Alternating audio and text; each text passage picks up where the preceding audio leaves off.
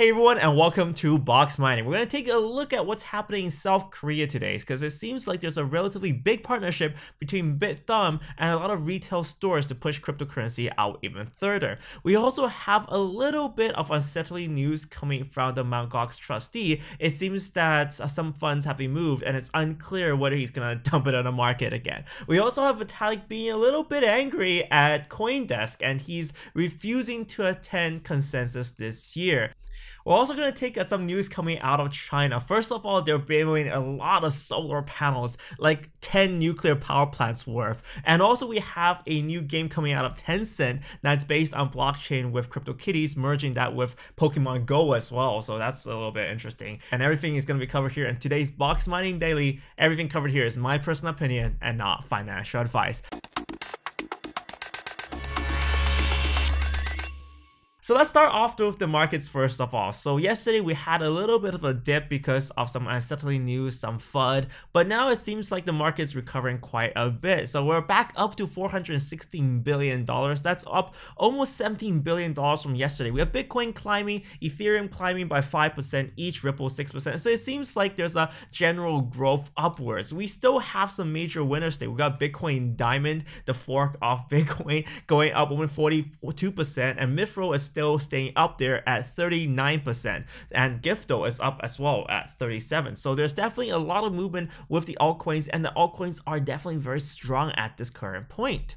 Let's talk about adoption news, because South Korea, there's a lot going on over there. So it seems like the biggest exchange, BitThumb, they're partnering with a lot of e-commerce platform, We Make Price, and also booking platforms, online hotel booking website, the Yogi Atori. I can't pronounce the name, but they're pushing out cryptocurrencies to be accepted on all these platforms. So it seems like they're going for more mainstream adoption. You can start using cryptocurrencies in more places in South Korea. So this is echoing Japan a little bit, where even in airlines, Peach Airlines was accepting cryptocurrencies.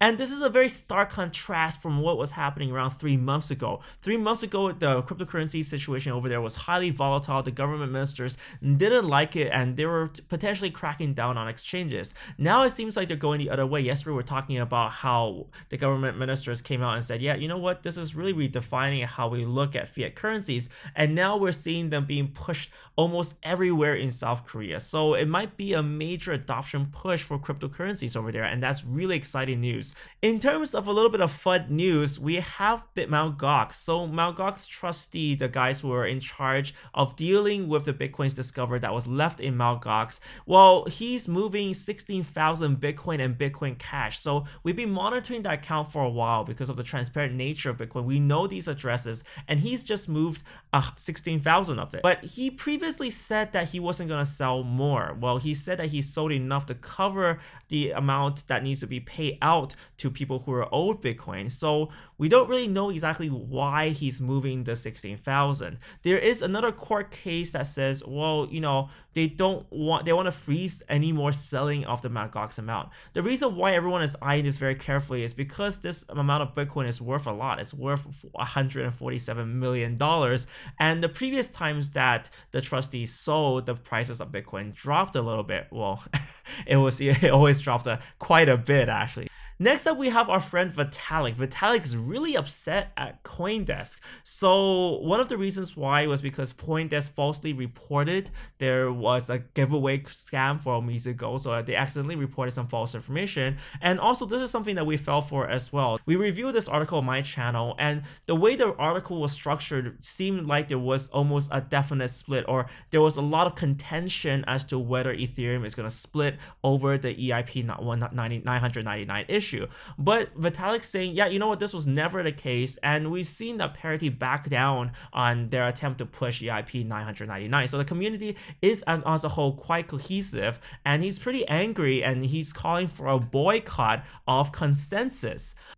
Well, the solution to this isn't just to boycott Consensus, but rather to create news outlets. And this is exactly what my friend Danilo is doing. So he took me around YouTube before he was working at Google and YouTube, and now he's quitting that to go on cryptocurrencies full time, and he's working with Tony G, professional poker player and European Parliament member. He's working together with Tony G to build the new website Crypto News. So that's what Crypto News is. There's no more news outlets for us and better ways to report it. The more alternatives there are, the better it is. The cool thing is that they invited me to go to Beijing, so next week I'll be going to Beijing in China to check out what they're doing, what they're up to, and how everything is tying together. And the cool thing about this is it gets us a time to revisit China as well. So I dug out some cool China news that's happening right now. First of all is this crazy bit of news that China is installing enough solar panels to be basically equivalent to 10 nuclear power plants. That's how solar they're going. And the reason for that, and this really didn't hit me until now, is that solar panels are getting cheaper and their efficiency is getting higher.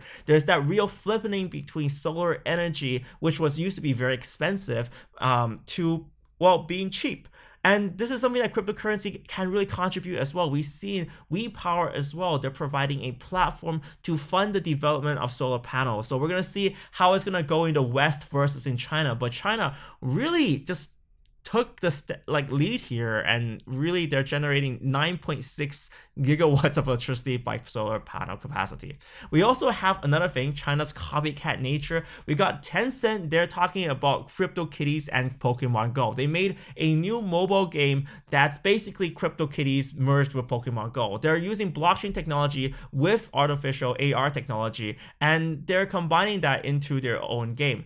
The sad thing, the disappointing thing about this is that whilst they're using ideas from cryptocurrencies, the idea of an immutable token, they're going to run it on their own blockchain. They're not going to use Ethereum. They're not going to use a public blockchain. They're going to use the private Tencent blockchain. So I guess that's really pointless, because that doesn't give any benefits of having an item and being transferred, because if it's on their own blockchain, they can still, the company itself has a lot of say over what can be transferred, what cannot, and it doesn't really offer the power of a public blockchain. But we're gonna see what happens there. We'll see if it's popular or not. It probably will be, because it's Tencent, it's got a huge backend, and also, well, Pokemon Go never had its big play in China because, well, it was kind of banned due to the fact that it's made by Niantic, which is kind of backed by Google. So we'll see how that goes. So next week, I'm gonna have a China special episode. We're gonna see what's happening in China. We're also gonna get updated with what Danilo is doing, what his views are for cryptocurrencies, and I'm super excited to show you all that's going on,